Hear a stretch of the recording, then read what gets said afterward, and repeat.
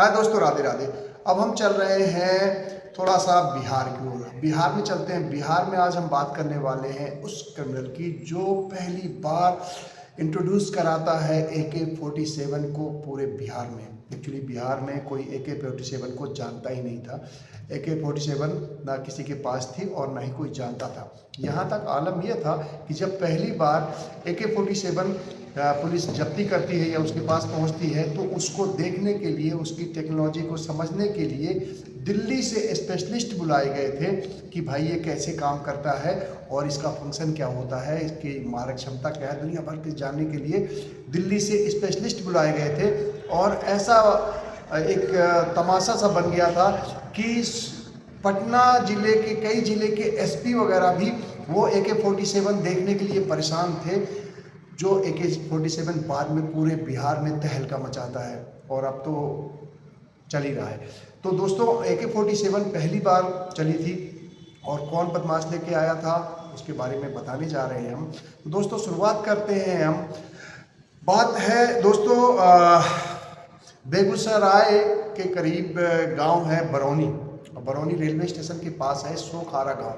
सोखारा गांव में विष्णु देव राय हैं, उनके यहाँ मतलब किसान थे, उनके यहाँ बेटा जन्म लेता है जिसका नाम होता है अशोक शर्मा, अशोक राय। ठीक है, अशोक का जन्म होता है। अशोक बचपन से बड़ा स्मार्ट था, पढ़ने लिखने में काफ़ी तेज था, बहुत इंटेलिजेंट था और बड़ा होकर वो कहीं ना कहीं पुलिस ऑफिसर बनना चाह रहा था। फुटबॉल और वॉलीबॉल खेलने का शौकीन था। सो फुटबॉल अच्छी खेलता था, उसने अपनी टीमों भी बना ली थी और बाकी उसका पूरा ध्यान पढ़ने में, चूँकि स्मार्ट था, उसने डबल MA भी किया था। ठीक है, और वो पूरी उसकी जो चाहत थी SP बनने, मतलब पुलिस इंस्पेक्टर बनना चाह रहा था। उसके लिए बचपन से उसने ठान लिया था कि मेरे को पुलिस में जाना है और तैयारी करता है पुलिस की।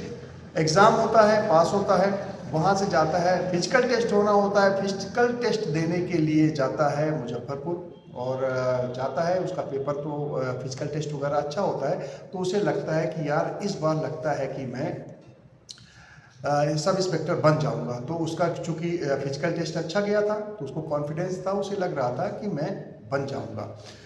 और लेकिन किस्मत में जो लिखा होता वही है। शायद उसकी किस्मत में नहीं लिखा हुआ था, यहाँ कुछ उलटफेर होना लिखा था। तो जब वो परीक्षा दे के वापस आता है तो जैसे गांव पहुंचता है, गांव में उसको खबर मिलती है कि यहाँ पे बहुत बड़ी गड़बड़ हो चुकी है। दरअसल दोस्तों बताता हूँ, इनका एक दोस्त था रामविलास चौधरी, जो इनके बचपन का बहुत खास दोस्त था और बचपन से दोनों साथ ही रहते थे। हर दुख सुख में बिल्कुल साथ रहना, कोई लड़ाई झगड़ा हो जाए, दोनों गुस्सैल थे, दोनों निधड़क थे, बिंदास थे। तो दोनों की बहुत अच्छी पड़ती थी, बिल्कुल खास जिगरी यार थे, दोनों हमेशा एक साथ ही रहते थे। मतलब आप मान के चलो कि दोनों की दोस्ती की मिसाल दी जाती है। तो वो भाई रामविलास, जब वो जैसे ही गांव पहुंचता है वहाँ से फिजिकल टेस्ट दे के जाने के बाद, तो गांव पहुंचते ही पता चलता है कि रामविलास चौधरी ने जहर खा लिया और ये उसके लिए बहुत बड़ा झटका था। वो तो एकदम चकरा गया तो उसका एकदम व्याकुल हो गया अपनी दोस्ती के लिए और अपने दोस्त के लिए। उसके दोस्त का मतलब ये इस तरह से जहर खा लेना, हालांकि उसकी वजह से जहर नहीं खाया था, उसका कुछ अपना निजी कारण था जिस वजह से जहर खाया था। लेकिन इधर अशोक को ये चीज़ बर्दाश्त नहीं होती है और अशोक खुद भी अपने आप को एक कट्टा ले आता है कहीं से और कट्टा से फायर करके अपने पेट में गोली मार लेता है। गोली लगने से उसके घर वाले बिल्कुल हतप्रभ हो जाते हैं कि यार ये कैसे हो गया, कहाँ से कट्टा पा गया और कैसे क्या। बस बहरहाल वो बेहोश हो जाता है। बेहोश होने के बाद उसको लेके जाया जाता है मोकामा के एक हॉस्पिटल में। वहाँ पे पहुँचने के बाद दोनों का इलाज मोकामा के उसी हॉस्पिटल में होता है। वो बड़ा नामी हॉस्पिटल है और उसका एक्चुअली जो मिशनरी हैं वो उसको हॉस्पिटल को चलाते थे और कहा जाता था कि जहर खाए हुए लोग या जो गोली खाए लोग हैं उनके लिए काफ़ी अच्छा हॉस्पिटल था। मिशनरी वैसे भी सुविधाएं काफ़ी देते हैं, तो बड़ा अच्छा हॉस्पिटल था। दोनों का इलाज वहीं पर होता है और इत्तेफाक से दो के दोनों ही बच जाते हैं। दोनों बच गए, हॉस्पिटल में थे। तो उसके बाद जब दोनों ठीक होके आ जाते हैं तो अशोक कहता है रामविलास से कि यार तूने मेरी वाट लगवा दिया सत्यानाश तो हो गया, अब तो मैं पुलिस में जाने से रहा क्योंकि अब फिजिकल में मैं यहाँ मेरे पेट में ऑपरेशन हुआ है, गोली लगी है और जांग में भी गोली लग गई थी शायद। तो मैं तो अब फिजिकल क्लियर कर नहीं पाऊंगा, तो अब तो भाई मैं पुलिस में जाने से रह गया। तो वो भी रामविलास भी माना कि हाँ भाई बात तो सही है, हो तो गई गड़बड़। अब ये दोनों ने तय किया कि यार अब जो हो गया पुलिस में नहीं जाएंगे तो नहीं जाएंगे, लेकिन कुछ ना कुछ करना है और पैसा कमाना है, मोटा पैसा कमाना है, नाम भी कमाना है और पैसा भी कमाना है। तो दोनों सोचे कि यार अब कैसे किया जाए, और दोनों की ये प्लानिंग थी कि भाई पैसा जल्दी कमाना है, शॉर्टकट से कमाना है, और नाम भी कमाना है, पैसे भी कमाने करना दोनों काम है। तो उन दोनों ने आपस में मिलके तय किया कि यार एक काम करते हैं, एक रात का ऑपरेशन करते हैं, मतलब जो भी काम करेंगे हम नंबर 2 का ही काम करेंगे। और तो उन्हें एक रात के ऑपरेशन का उन्होंने फैसला किया। तो उसमें एक बिस्कोमान का नाम आता है। बिस्कोमान क्या है वो आगे आपको बताऊंगा। बिस्कोमान से ही वो इतना पैसा कमाते हैं कि उनके पास ट्रक हो जाता है, गाड़ी हो जाती है, बुलेट हो जाती है, घर और बढ़िया आलीशान हो जाता है, और जो कट्टे से शुरुआत होती है बढ़िया अच्छे अच्छे ऑटोमेटिक मतलब मशीन गन वगैरह तक ले लेते हैं। तो काफ़ी औजार वगैरह आ जाते हैं, काफ़ी पावरफुल हो चले होते हैं। तो इस तरह बिस्कोमान को याद रखिएगा, बिस्कोमान का बहुत बड़ा रोल है इनको आगे बढ़ाने में। बिस्कोमान के बारे में भी आगे आपको बताता हूँ बिस्कोमान क्या है, कहाँ से लोगों ने इतना पैसा कमाया, इतना शॉर्टकट से पैसा कमाया। इधर दोस्तों ये दोनों आगे बढ़ने, क्योंकि देखिए इनके बिस्कोमान में रात का ऑपरेशन जो शॉर्टकट करने का रीजन ये था कि वहाँ पे कम्युनिस्टों का कब्जा था, जो भी ठेके वगैरह थे कम्युनिस्टों का कब्जा था, और उनका कैडर बड़ा स्ट्रांग था। वो पूरे गांव में अपना पूरा ग्रुप बना के पूरे ठेकों पे कब्जा लिए थे। मतलब उनकी मर्जी के बिना किसी भी ठेके ओके में आपको एंट्री मिल पाना असंभव था, क्योंकि वो पूरा उनका बहुत ज़्यादा मतलब जो ग्रुप था बहुत एक्टिव था और पावरफुल थे। और एक तरह से आप मान लो उनके साथ जो भी ये जुड़े रहते हैं कम्युनिस्ट, तो वो पूरी एक गिरोह ही है। तो एक तरह से बदमाशी गिरोह है आप कह लो। लेकिन कम्युनिस्ट चूँकि शासन में और मतलब इधर कांग्रेस का शासन था और कम्युनिस्टों की टकराहट चलती रहती थी। अब कहीं ना कहीं धीरे धीरे कांग्रेस कमज़ोर पड़ती जा रही थी, क्योंकि कम्युनिस्टों का कब्जा बढ़ता मतलब दखल बढ़ता जा रहा था और उनके हाथ में पावर ज़्यादा जाती जा रही थी। अब इधर भाई अब इन लोग को तो पता हो गया कि भाई हम लोग ठेके वगैरह में तो जा नहीं सकते, तो इसीलिए इन दोनों ने तय किया था कि हम रात का ऑपरेशन करेंगे, और वो बिस्कोमान की तरफ जाते हैं।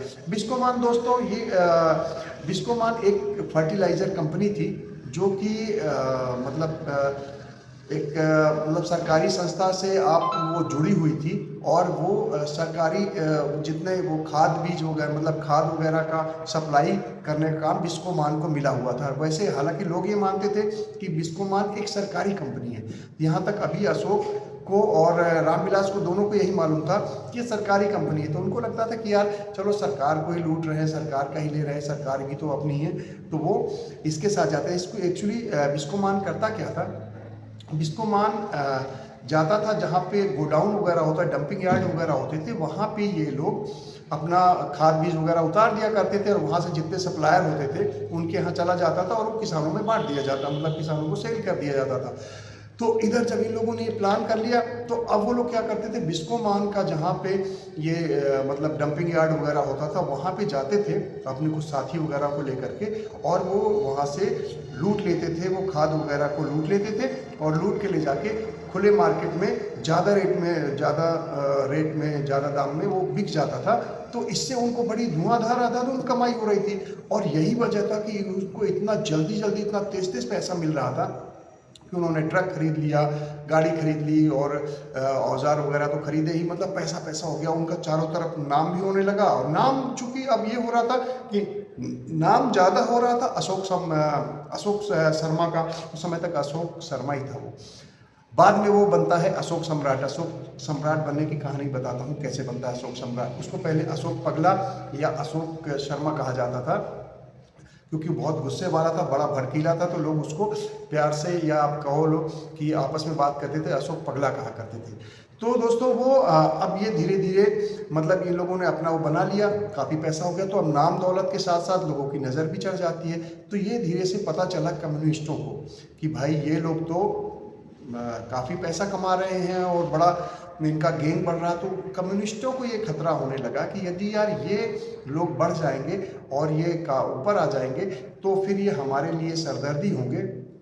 तो ये लोग अब उसको सोचे कि यार अब इनके बारे में कुछ करना चाहिए। तो मतलब एक्चुअली ये आप समझ लो कि कम्युनिस्टों के नज़र में आ चुके थे बहुत बुरी तरह से।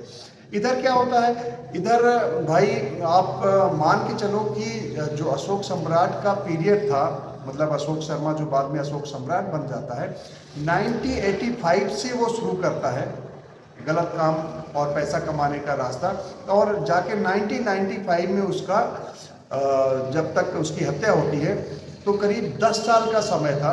10 साल में अशोक सम्राट इतना आगे बढ़ता है, मतलब पूरे बिहार में एक छत्र राज हो जाता है। मतलब उसको रोकने वाला टोकने वाला वहाँ पे कोई नहीं बचता है, वो इतना ज़्यादा पावरफुल हो जाता है। बीच में बड़े काफ़ी अधिकारी आए, और चूँकि देखिए ऐसा है कि जब भी कोई गैंगस्टर बढ़ता है तो उसको कहीं ना कहीं बैकअप किसी न किसी सरकार का सपोर्ट मिलता है, नेता उनको संरक्षण देते हैं, क्योंकि उस समय वो दौर भी चल रहा था। उस समय ये बूथ लूटना, बूथ कैप्चरिंग करना और ये सब बड़ा था, वो मतलब आम बात भी हुआ करती थी। तो वो लोग अपने सपोर्ट के लिए, बूथ लूटने के लिए और इस तरह के अनैतिक कार्य करने के लिए इस तरह के गुंडे और जो लोग थोड़ा सा बिंदास टाइप के होते थे, इनको शरण देते थे, इनका सपोर्ट करते थे, इनको बैकअप देते थे। तो इस बैकअप की वजह से अशोक सम्राट धड़ाधड़ बढ़ता जाता है और काफ़ी पैसा कमाया, लेकिन नज़र में कम्युनिस्टों की आ चुका था। अब कम्युनिस्टों को लगने लगा कि यार किसी भी तरह से इन लोगों का ग्रुप आपस में तोड़वाया जाए। मतलब चूंकि ये रामविलास चौधरी और अशोक सम्राट, इनको दोनों को आपस में मतलब कुछ ऐसा किया जाए कि इनको दोनों के बीच में फूट पड़ जाए, और यदि फूट नहीं पड़ती, दोनों साथ रहेंगे तो ये बहुत पावरफुल हो जाएंगे, बाद में हमारे लिए बहुत बड़ी मुश्किल खड़ी हो जाएगी। तो वो लोग इनके दोनों के बीच में आपस में लड़ाई लगाने का और विवाद कराने का वो जुगाड़ ढूंढने लगते हैं। तो भाई अशोक सम्राट तो इतना ज़्यादा ध्यान देता नहीं था, तो अशोक सम्राट तो इतना ज़्यादा माइंड किया नहीं, ठीक है। लेकिन रामविलास चौधरी कम्युनिस्टों के लपेटे में आ गया, उनकी बातों में आने लग गया। तो कम्युनिस्टों ने क्या किया कि रामविलास को इधर भड़काना शुरू कर दिया कि यार सबसे ज़्यादा तुम दिलेर हो, तुम ही सारा कुछ काम करते हो और सारा पंगा तुम लेते हो, लेकिन नाम अशोक का होता जा रहा है, अशोक बढ़ता जा रहा है। तो यहाँ से अब वो उनकी फूट डालो और राज करो वाली नीति पे काम करना शुरू कर गए थे। तो अब इनके दोनों के बीच में थोड़ा थोड़ा मनमुटाव शुरू हो गया था। अब इधर रामविलास के दिमाग में जो ये जहन में बैठ गया कि सब कुछ मैं कर रहा हूँ और अशोक को इसका फ़ायदा मिल रहा है, तो कहीं ना कहीं अशोक से मन ही मन में थोड़ा सा अदावत रखना शुरू कर देता है। आगे ये बात कहाँ तक जाती है और ये दोस्त से बढ़ के दुश्मन कैसे हो जाते हैं, फिर एक दूसरे के जान के प्यासे कैसे हो जाते हैं और एक दूसरे के बीच में रास्ते में कैसे आने लग जाते हैं, ये कहानी अब हम आपको सुनाएंगे नेक्स्ट एपिसोड में। आज ये पहला एपिसोड था। तो अशोक सम्राट की जो सीरीज है अब ये चलती रहेगी। तो शिव प्रकाश शुक्ला की सीरीज चल रही है, उसके साथ साथ हम सोचे कि थोड़ा सा डिफरेंट व्यू, क्योंकि काफ़ी लोगों ने कहा कि अशोक सम्राट के बारे में जानना चाहिए, अशोक सम्राट के बारे में जानना है। अशोक सम्राट ही वो पहला अपराधी था जो बिहार में AK-47 लेके आया था। पहली बार AK-47 से वारदात करने वाला अशोक सम्राट ही था, और अशोक सम्राट ने इस तरह AK-47 का इस्तेमाल किया, इस तरह से तहलका मचाया कि पूरा बिहार हिल गया। पूरा बिहार, गोरखपुर सारा उसके जद में आ गया, सारा उसके लपेटे में आ जाता है। तो दोस्तों ये कहानी कैसे आगे बढ़ेगी, तो दोस्तों ये आप मान के चलिए पहला एपिसोड है, उसके बाद नेक्स्ट एपिसोड कल आएगा। तो दोस्तों बने रहिएगा साथ में। यदि वीडियो पसंद आती है तो वीडियो को लाइक कर लीजिएगा, चैनल को सब्सक्राइब कर लीजिएगा, क्योंकि क्राइम रिलेटेड जो भी स्टोरीज़ है वो बचेगी नहीं। कोई जो भी नामी ग्रामी है, जो भी एक ऊँचे ओहदे का या ऊँचा मुकाम हासिल किया गुंडई की लाइन में, उसकी कहानियाँ हम सारी आपको स्टेप बाय स्टेप सुनाएंगे, बाकायदे डिटेल में सुनाएंगे। चलिए दोस्तों फिर मिलेंगे, बाय दोस्तों, राधे राधे।